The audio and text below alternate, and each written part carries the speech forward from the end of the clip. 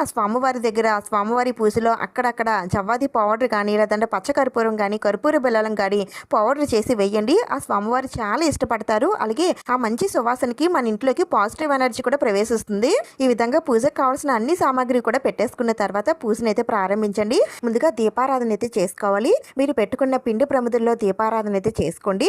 ఉసిరికాయ దీపాలు లాస్ట్లో దీపారాధన అయితే చేసుకోవచ్చు. ఎందుకంటే అవి వెంటనే గగనం అయిపోతాయి కాబట్టి అందుకని పూజ లాస్ట్లో అయినా సరే దీపారాధన చేసుకోవచ్చు. ముందుగా పిండి దీపాలు చందన దీపం వెలిగించిన తర్వాత ముందుగా మనం పూజించాల్సింది వినాయకుడిని అండి.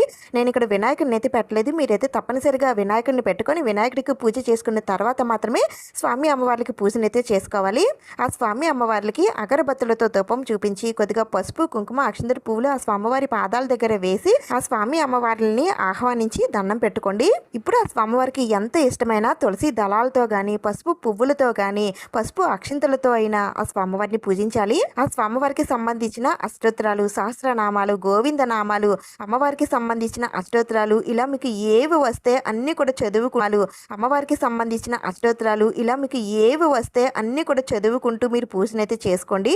ఇవేమి మాకు రావండి అని అనుకుంటే ఓం నమో భగవతే వాసుదేవాయ నమో నమః అనే మంత్రాన్ని 108 సార్లు జపించుకుంటూ మీరు పూజనైతే చేసుకోవాలి. అయితే ఈ పూజ అంతా కూడా 15వ తేదీన తెల్లవారుజామున బ్రహ్మముహూర్తంలో చేస్తే చాలా చాలా మంచిదండి.